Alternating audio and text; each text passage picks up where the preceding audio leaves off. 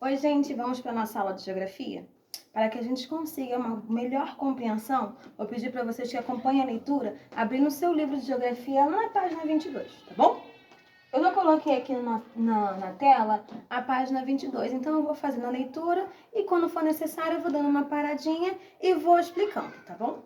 A atmosfera. A atmosfera é uma camada de gases, vapor de água e partículas de poeira inodora, sem cor e insípida, que envolve e acompanha a Terra em todos os seus movimentos devido à força da gravidade. Então, vou pedir agora que você pegue o seu lápis, seu marca-texto, seu lápis de cor e destaque, por favor, e sublinhe, por favor, esse pedacinho que eu acabei de ler, porque ali está explicando o que é a atmosfera, o que é essa camada de gases, como ela é formada. Logo em seguida está escrito assim, ó. Ela também protege a superfície terrestre dos raios ultravioletas do Sol e dos impactos de fragmentos de corpos celestes. Mantém regulada a temperatura do planeta Terra, além de reter gases necessários para a respiração dos seres vivos, garantindo a vida das espécies. Então, nessa parte também, se possível, sublinhe também essa parte, porque ele está explicando a importância da atmosfera, tá bom? Logo em seguida, no segundo parágrafo, está escrito assim, ó. A atmosfera terrestre é formada por camadas, conforme as características diversas que apresenta ao longo da sua extensão. Então, essa camada que protege, que envolve a Terra, ela é dividida em camadas, tá bom? Que a gente vai ver a explicação, aonde ela fica, agora no livro, a partir dessa imagem. Essa imagem aqui mostra pra gente a localização via imagem, via gráfico, via essa representação, melhor dizendo, né? Embaixo a troposfera, que é a mais próxima da crosta terrestre, depois vem estratosfera, mesosfera, termosfera e exosfera. Vamos agora para a definição que está nessa parte aqui, ó. Primeiro a gente vai ler esse quadradinho, esse retângulo aqui, rosa. Quadradinho não, retângulo. A troposfera é a camada mais próxima à crosta terrestre, situada a partir do nível do mar e até aproximadamente 16 quilômetros de altitude. Nela ocorre a maior parte dos fenômenos meteorológicos, como as chuvas, os relâmpagos e os ventos. Então é nessa camada aqui, ó, onde está o avião, é nessa camada aqui que ocorre a chuva, é nessa camada aqui que tem os relâmpagos, os ventos. Então é na troposfera que ela é mais próxima à crosta terrestre. Logo em seguida, nós temos a estratosfera, que é a segunda camada atmosférica mais próxima da Terra. Tem início no fim da troposfera e se estende até aproximadamente 50 quilômetros de altitude. Nela está presente em grande quantidade o gás ozônio, responsável por filtrar os raios ultravioletas emitidos pelo Sol, protegendo os seres vivos de seus efeitos nocivos. Aviões supersônicos e balões de medição climática podem atingir essa camada. Então, não pense que um avião comum vai chegar lá na estratosfera. Não, somente os aviões supersônicos ou balões para medição, para medir o clima, medição climática. Depois vem a mesosfera. É a terceira camada atmosférica que se estende até aproximadamente 80 quilômetros acima do Sol. Nessa camada, à medida que a altura em relação ao Sol aumenta, a temperatura diminui, podendo variar entre menos 10 graus Celsius ou 10 graus negativos até menos 100 graus ou 100 graus negativos. Então, na mesosfera, quanto mais alto, menor a temperatura. Na mesosfera, quanto mais alto você for, a temperatura vai sempre diminuindo. Depois tem uma termosfera ou ionosfera. Você vai encontrar as duas formas e as duas formas de nomear essa camada estão corretas. É uma camada formada por moléculas ionizadas.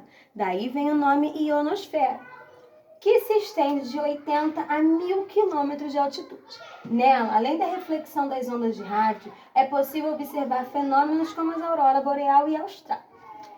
A exosfera é a mais externa das camadas. Tem início a partir de 1000 quilômetros de altitude, antecedendo o espaço sideral, ou seja, é a última camada antes do espaço sideral.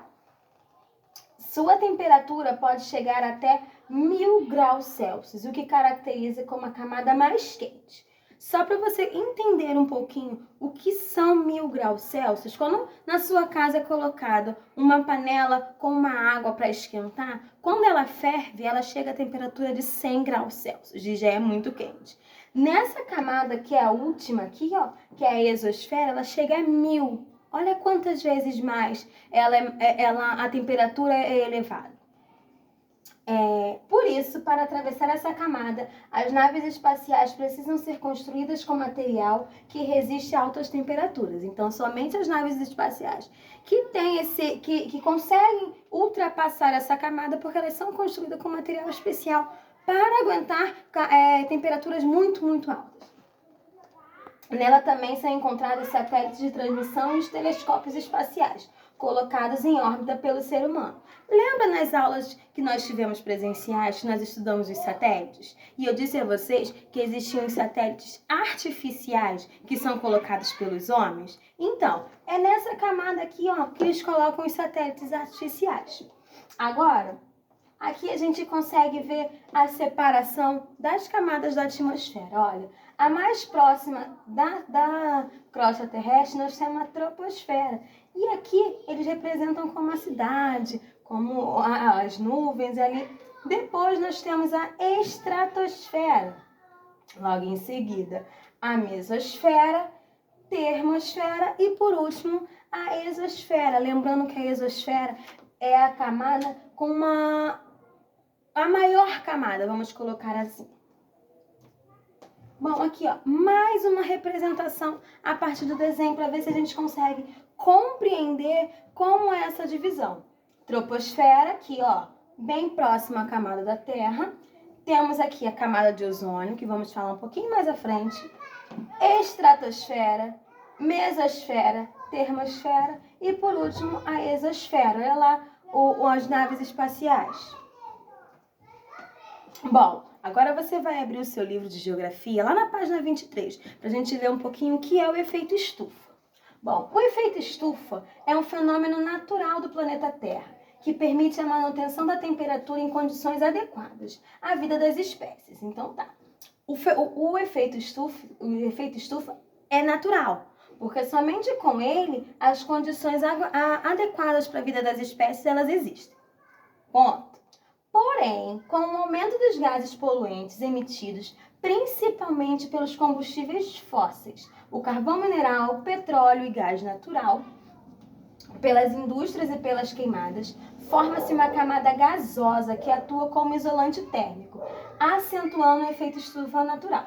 Diante disso, ocorre um aumento considerável da temperatura do planeta, prejudicando o desenvolvimento de muitas espécies, alterando o regime das chuvas, causando secas, inundações, etc. Entenda uma coisa, efeito estufa é algo natural. Porém, com a poluição, com os poluentes, os combustíveis fósseis emitidos pelas indústrias, pelas queimadas, acaba acentuando, acaba que ocorre uma camada de isolante térmico. Então, a temperatura acaba sendo elevada. Então, a poluição faz com que esse efeito estufa, ele aumente, tenha uma coisa mais forte, que prejudica realmente a vida das espécies, aumenta realmente a temperatura. Bom, agora que a gente já conversou um pouquinho, já lemos o livro, eu vou pedir para você que com toda a atenção você responda as páginas 23 até 26. Qualquer dúvida você mande um recado, você volte nessa aula, você volte no texto, tudo bem? Agora capriche, tá bom? Quero vocês respondendo da página 23 a 26.